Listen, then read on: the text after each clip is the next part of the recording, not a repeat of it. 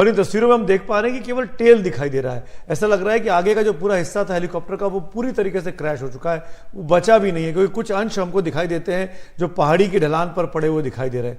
शायद ये उसी का रेकेज, उसी का मलबा है उस हेलीकॉप्टर का।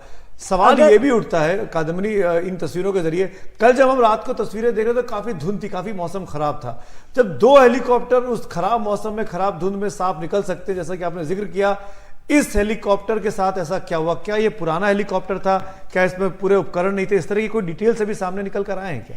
देखिए, ईरान के बारे में कहा जाता है कि वहां पे इस तरह के हादसे नहीं होते हैं, ठीक है, हादसा नहीं होता है, कुछ और होता है। लेकिन ये जो हेलीकॉप्टर है, आपको ये भी ध्यान रखना होगा कि ये जो सारे वहाँ के विमान हैं, वहाँ के हेलीकॉप्टर्स हैं, वो जो हैं 1970 के दशक के बाद अपडेट नहीं हुए हैं, अपग्रेड नहीं किए गए हैं।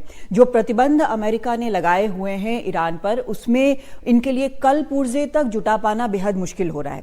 अब ऐसे हालात में आप फर्ज करिए कि 3 हेलीकॉप्टर्स का एक कॉन्वॉय उड़ता है। ये भी कहा जा रहा है कि ये इरानियन रेड क्रेसेंट का ये हेलीकॉप्टर था, लेकिन बेल हेलीकॉप्टर था, लेकिन साफ नहीं है कि किस हालात में था। अगर प्रेसिडेंट उड़ रहे हैं तो निश्चित तौर पर इसकी जांच पड़ताल हुई होगी। लेकिन अभी तक ये जो हम देख रहे हैं, ये अगर आप तस्वीर जो हम बार बार दिखा रहे हैं अपने दर्शकों को, अगर आप ध्यान से देखें तो आप इसमें देखेंगे कि इसमें एक रिफ्लेक्शन आ रहा है कि इसे कोई देख रहा है। स्क्रीन है, मिरर। बिल्कुल, ये वो डिवाइस है जिसके जरिए ड्रोन का फुटेज जो है वो देखा जा रहा है।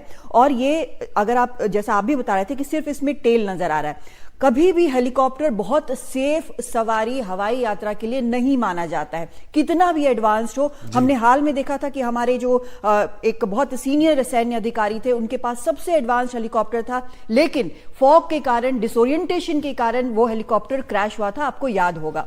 और आज हम देख रहे हैं कि ये इलाका पहाड़ी इलाका है, वहां पर ये पुराना हेलीकॉप्टर है, उसमें बारिश हो रही है, स्नो है, अंधेरा है, और ऐसे में ये हेलीकॉप्टर क्रैश हो जाता है।